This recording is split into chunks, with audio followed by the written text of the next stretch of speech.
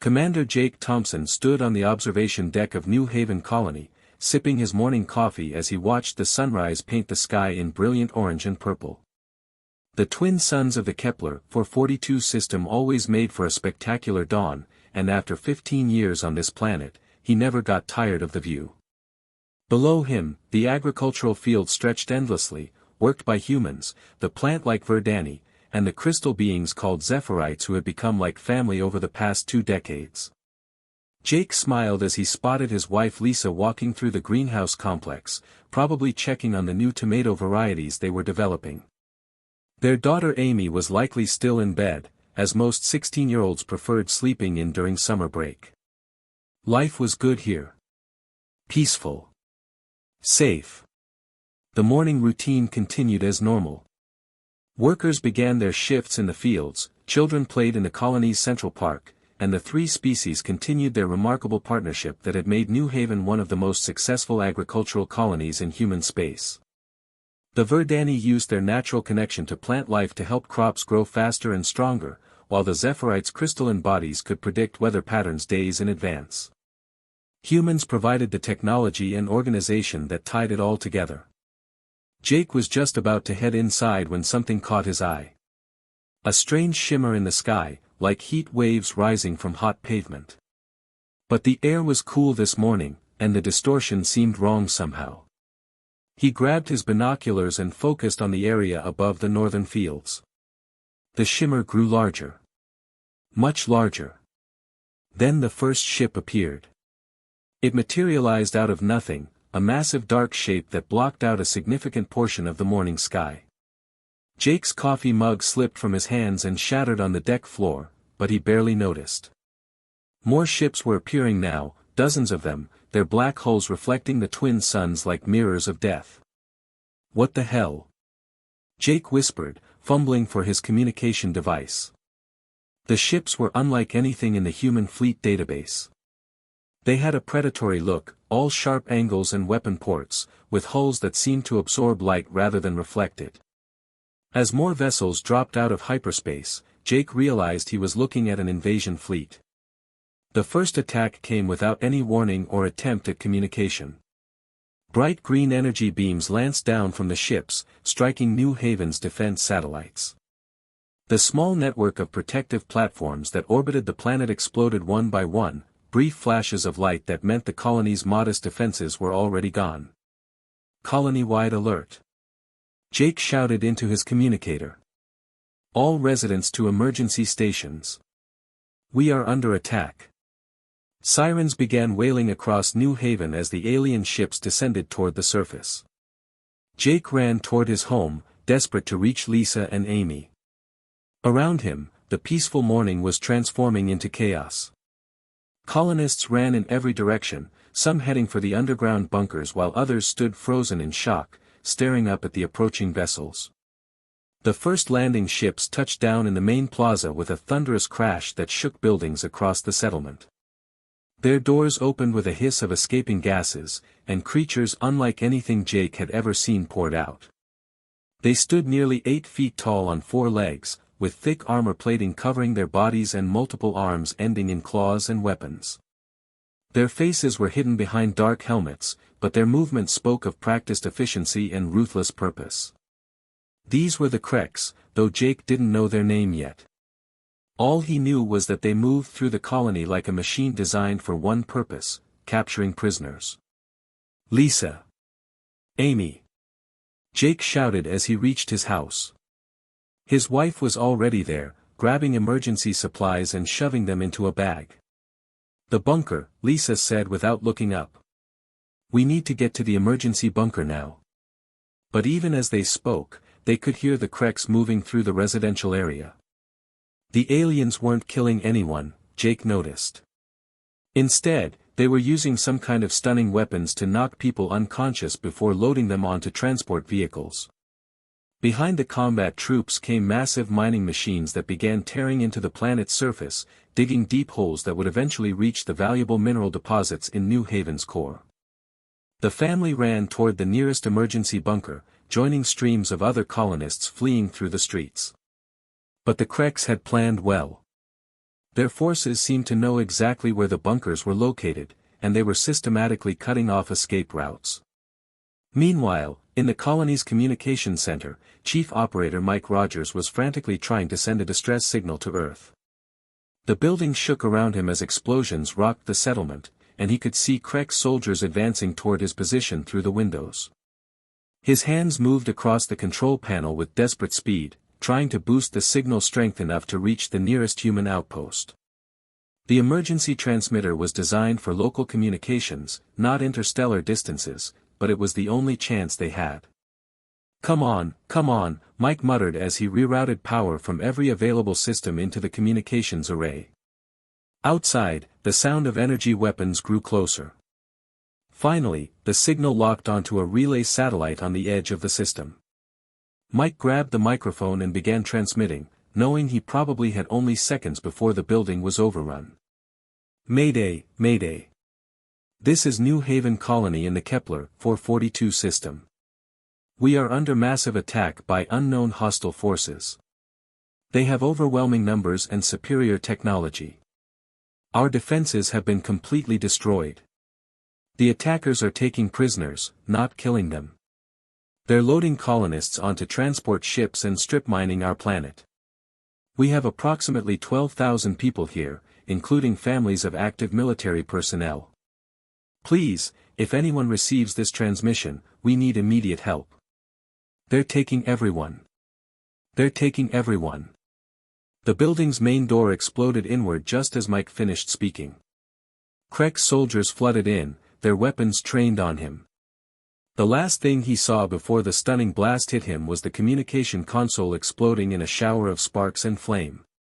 The transmission was over. New Haven Colony had gone silent.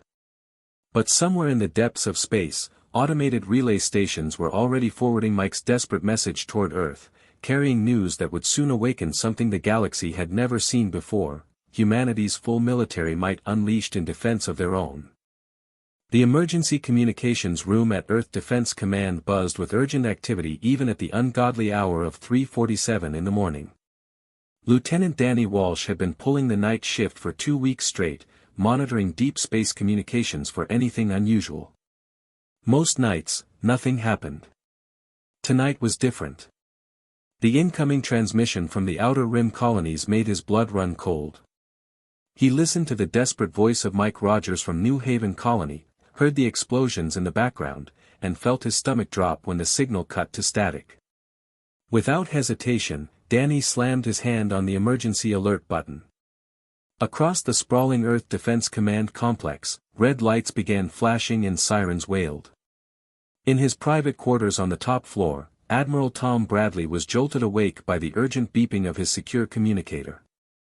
The 55-year-old commander had seen enough action during the colonial wars to know that emergency alerts at this hour meant something terrible had happened.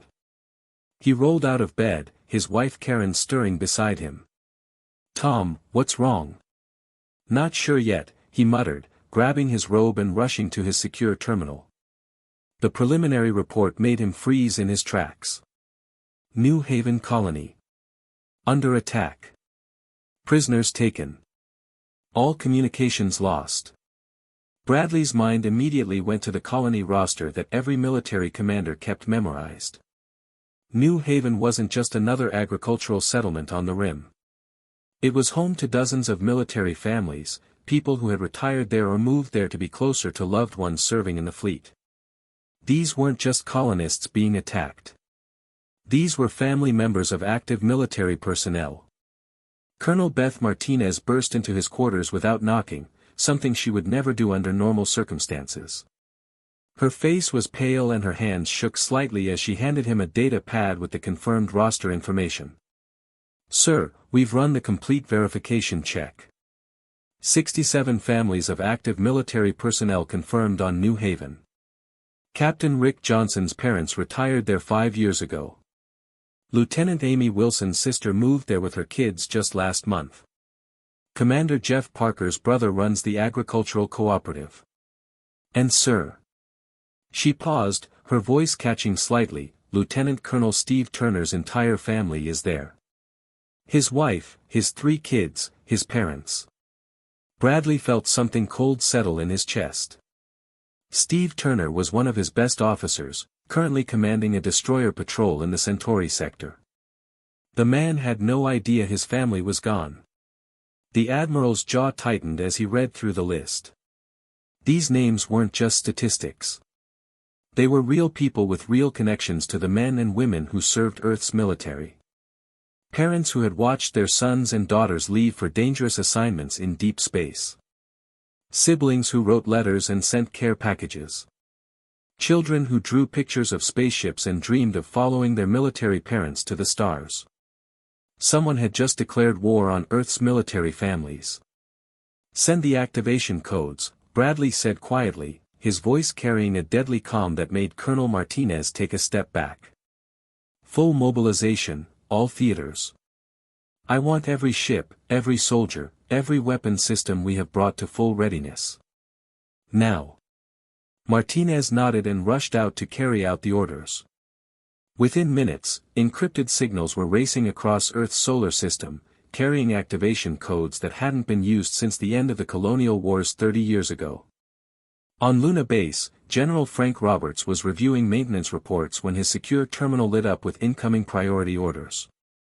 The burly ex-Marine read the message twice before he truly believed what he was seeing. Full mobilization. All theaters. Authorization code Omega-7 Alpha. Roberts had been stationed on Luna for 15 years, overseeing what most people thought was a simple training facility and equipment depot. They had no idea what was really stored in the massive underground hangars beneath the lunar surface. "Sergeant Williams," he bellowed to his aide. "Get me the hangar chiefs, all of them. Tell them to open every sealed bay and begin immediate pre-flight preparations on all vessels." "Sir, did you say all vessels?" Williams asked, clearly shocked. "You heard me right, Sergeant. All of them." The massive doors of Hangar 7 hadn't been opened in over 20 years. Most junior officers thought it was just used for storage of old equipment. They were wrong. As the enormous metal barriers slowly ground apart, revealing the cavernous space beyond, even seasoned veterans stopped and stared. Inside sat ships that officially didn't exist. Experimental vessels that had been developed in secret during the colonial wars but never deployed. Prototype warships with capabilities that far exceeded anything in the current fleet roster. Weapons platforms that could crack planets in half if necessary. Similar scenes were playing out across the solar system. On Mars, underground factories that had been mothballed for decades suddenly roared back to life, assembly lines moving at impossible speeds to produce ammunition, spare parts, and new vessels. In the asteroid belt, hidden mining operations began extracting raw materials at rates that would have seemed impossible just hours before.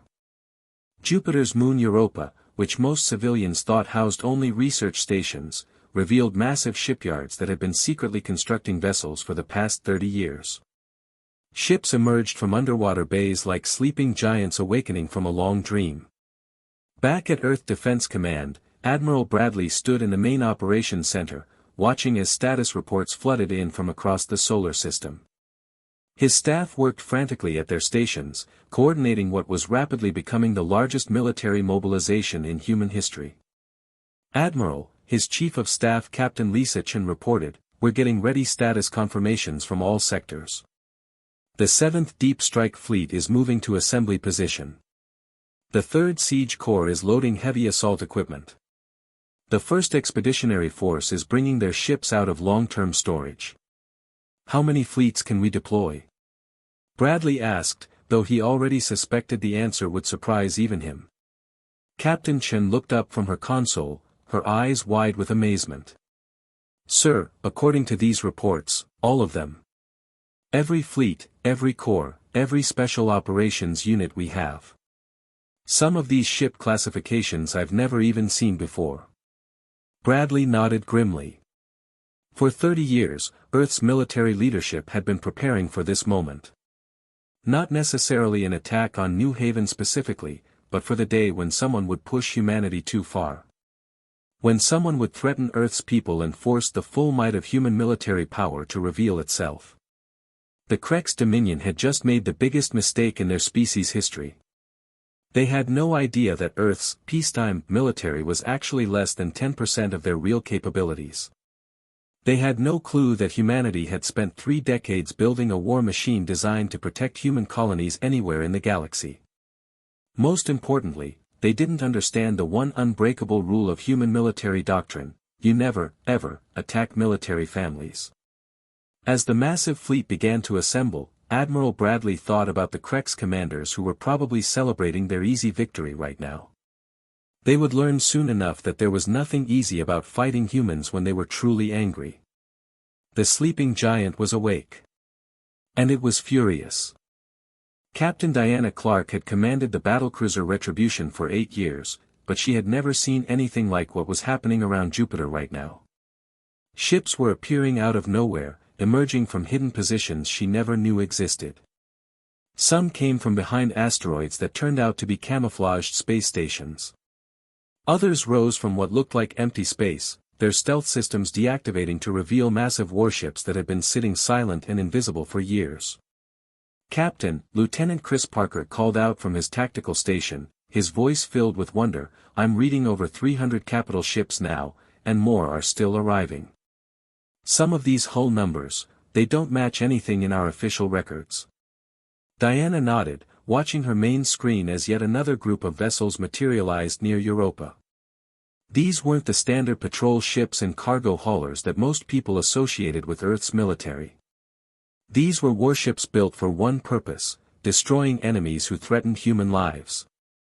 The Retribution itself was supposed to be one of the most advanced ships in the fleet, but looking around at the assembled armada, Diana realized her vessel was probably considered outdated by current standards. Some of the ships around them were massive beyond belief, larger than anything she had ever seen in official fleet documentation. "Lieutenant Parker, can you identify that ship off our starboard bow? The one that looks like it could carry our entire vessel in its cargo bay?"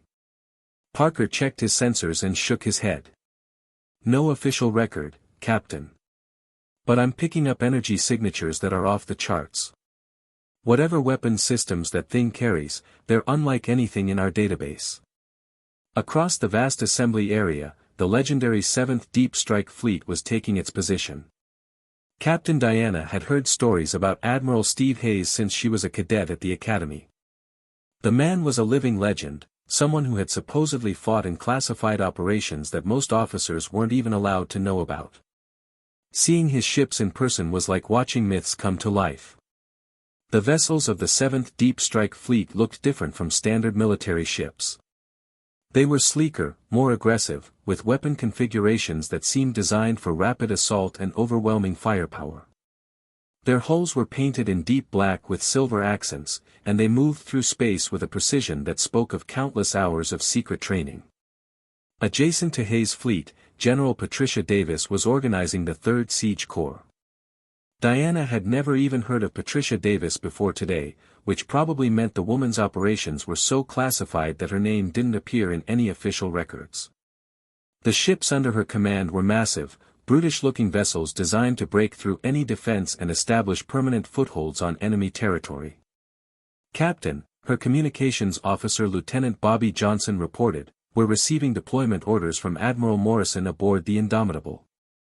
We're assigned to Strike Group 7, under direct command of Commodore Wayne Mitchell." Diana looked up the ship assignments on her tactical display. Commodore Mitchell commanded a group of heavy cruisers and destroyers that were apparently designed for close-quarters combat. His flagship, the Thunderbolt, bristled with so many weapons that it looked more like a flying arsenal than a traditional warship. On the massive flagship Indomitable, Admiral Kate Morrison stood in her command center, surrounded by holographic displays showing the positions of every ship in the enormous fleet. At 62 years old, Morrison had been chosen to lead this operation because she was one of the few officers who actually knew the full extent of Earth's military capabilities. The battle plans spread out before her were the result of 30 years of careful preparation.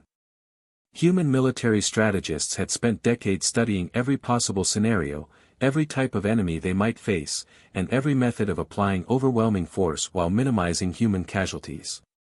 The doctrine was elegant in its simplicity: hit the enemy so hard and so fast that they surrendered before the fighting could drag on and cost human lives. Admiral, Commander Tony Rodriguez from the Communications Center reported, all fleet commanders are reporting ready status. Final count shows 412 ships of various classes, with approximately 2 million personnel standing by for immediate deployment. Morrison nodded, studying the tactical displays one more time. The fleet assembled around Jupiter represented the largest concentration of military power in human history. Some of these ships had been under construction in secret facilities for decades. Others had been pulled out of hidden storage where they had waited patiently for the day they would be needed. The amazing thing was that this massive armada still represented only a fraction of Earth's true military capability. There were entire fleets stationed in other systems that most governments didn't even know existed. Underground facilities on dozens of worlds were producing ships and weapons at rates that would shock even humanity's closest allies. But the Kreks had made a critical mistake when they attacked New Haven. They hadn't just targeted a random agricultural colony. They had attacked the families of active military personnel, people who had dedicated their lives to protecting human settlements across the galaxy. Every sailor, soldier, and pilot in this fleet understood that this wasn't just another military operation. This was personal. Captain Diana Clark watched as the final ships moved into their assigned positions. The fleet now stretched across millions of cubic kilometers of space, a testament to human industrial capability and military planning. Each vessel was crewed by professionals who had trained their entire careers for missions exactly like this one. All ships report ready for hyperspace jump, Lieutenant Johnson announced from his station. Admiral Morrison's voice came over the fleet-wide communication system, calm and determined. Ladies and gentlemen, we are about to embark on a mission to rescue our people and send a message to anyone who thinks they can attack human families without consequences. The enemy has superior numbers at the target location, but they have never faced the full military might of Earth. We will show them what happens when you threaten our own. She paused, looking out at the massive fleet surrounding her flagship. Set course for Kepler 442. Let's bring our people home. The hyperspace jump that followed was a sight that would have terrified any enemy observers. Over 400 warships disappeared simultaneously, their destination a small agricultural colony that had sent out a desperate cry for help just hours before. The Kreks were about to learn that when humans said they protected their own, they meant it with every weapon they could build, every ship they could launch, and every soldier they could deploy. The cavalry was coming, and it was bigger than anyone had ever imagined. The Kreks fleet around New Haven had been celebrating their easy victory when the universe suddenly changed around them. Space itself seemed to tear open as hundreds of human warships dropped out of hyperspace in perfect formation, appearing so close that the Krek sensors barely had time to register the incoming contacts. Commander Vex stood on the bridge of his flagship Dominator, staring at his tactical displays in complete shock. In his 30 years of military service, he had conquered 17 different star systems and defeated dozens of alien species. He had never seen anything like the fleet that had just materialized around his forces. "How many ships?" he barked at his sensor operator. "Sir, I count over 400 vessels, ranging from light cruisers to super dreadnoughts. Their formation suggests extensive coordination and planning. These are not patrol ships or local defense forces." Vex felt his confidence wavering for the first time in years. The humans had been described by Krek's intelligence as a minor species with limited military capabilities. The reports had mentioned small patrol fleets and basic defensive installations. Nothing had prepared him for the sight of this massive armada. The human fleet hung in space like a wall of metal and weapons, their ships arranged in attack formations that spoke of professional military doctrine. These weren't hastily assembled rescue vessels or desperate colonists trying to fight back. This was a war fleet, and it had come looking for blood. "This is Admiral Morrison of the Terran Defense Force," came a broadcast on all frequencies. The voice was calm, professional, and carried an undertone of barely controlled fury. "You have attacked a human colony and taken our people prisoner. You have exactly 60 seconds to release all prisoners, withdraw your forces from this system, and prepare to face the consequences of your actions." Vex snarled, his 4 arms working the controls of his command chair. Humans making demands. They may have numbers, but we have superior firepower and battle experience. Open fire on their flagship. The Krek's response was immediate and massive. Green energy beams lanced out from dozens of ships, converging on the human command vessel. It should have been enough firepower to vaporize any ship in known space. The human flagship absorbed the entire barrage without even slowing down. Its shields flared bright blue for a moment, then settled back to normal as if nothing had happened. Interesting, Admiral Morrison's voice came back over the communication channel. Is that all you've got? Our turn. What happened next would be studied in military academies for generations.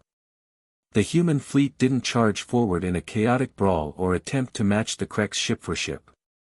Instead, they executed a series of coordinated maneuvers that seemed to anticipate every move the Kreks would make before they made it. Captain Diana Clark watched from the bridge of the Retribution as her tactical officer fed her targeting information. Captain, we're assigned to Strike Group 7. Our target is the enemy's right flank, specifically those heavy cruisers near the planet's moon. Understood, Lieutenant Parker. Signal the squadron. Attack pattern Delta 7, maximum firepower. The Retribution led its squadron in a sweeping arc that brought them around the side of the Krek's formation. The enemy ships tried to turn to face this new threat, but they were too slow. Human weapons, charged with years of technological advancement, reached out across space and began systematically dismantling Krek's vessels. Meanwhile, Admiral Steve Hayes and his legendary 7th Deep Strike Fleet hammered straight into the center of the enemy formation. His ships moved like sharks through water, appearing and disappearing behind explosions and debris clouds, always striking where the enemy was weakest. Sir, Vex's tactical officer reported, his voice shaking, we've lost 40% of our fleet in the first 10 minutes. Their weapons are far more advanced than our intelligence suggested. And their coordination, it's like they know what we're going to do before we do it. On the planet's surface, the liberation of New Haven was proceeding with surgical precision. Major Robert Taylor had led the 82nd Orbital Drop Division through hundreds of combat drops, but this mission was different. These weren't just strategic targets they were hitting. These were prison camps full of human families. Bravo team, you take the northern facility, Taylor spoke into his helmet communicator as his drop pod screamed through the atmosphere. Charlie team, hit the mining operation and secure the workers. Alpha team, you're with me on the main prison complex. Remember, our people are in there, so watch your fire. The Kreks had positioned their prison camps in what they thought were defensible locations, surrounded by heavy weapons and guard towers. They hadn't counted on human soldiers who could drop from orbit with pinpoint accuracy and immediately begin coordinated assaults on multiple targets simultaneously. Taylor's pod crashed through the roof of a Krek's guard tower, and he was firing before the dust settled. His squad moved through the facility like ghosts, appearing where they were least expected and neutralizing guards before the aliens could react. Sir, Sergeant Billy Murphy reported over the squad channel, I've got eyes on the prisoners. Looks like they're all alive, but they're in some kind of holding cells. The Kreks have been using stun weapons to keep them unconscious. Copy that, Murphy. Get those cells open. Charlie team, what's your status? Prison compound secured, sir. We've got approximately 300 humans here, including families with children. Medical team is en route. Back in space, Commander Vex watched his carefully planned invasion falling apart around him.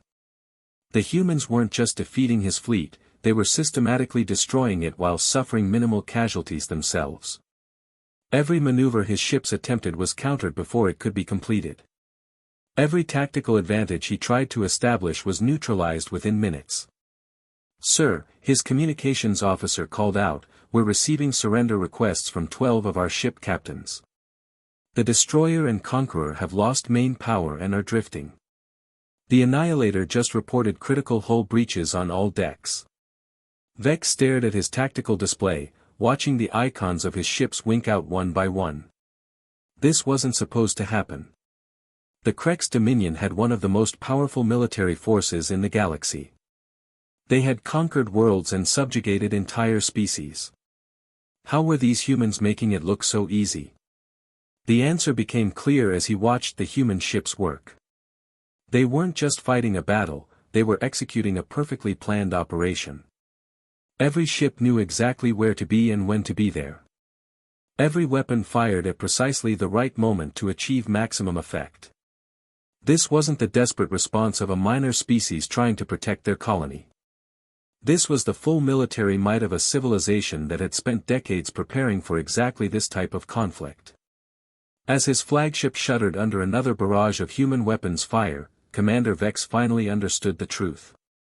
The humans hadn't just built a military to protect their colonies. They had created a war machine designed to absolutely destroy anyone who threatened their people. And the Krex had just become its target.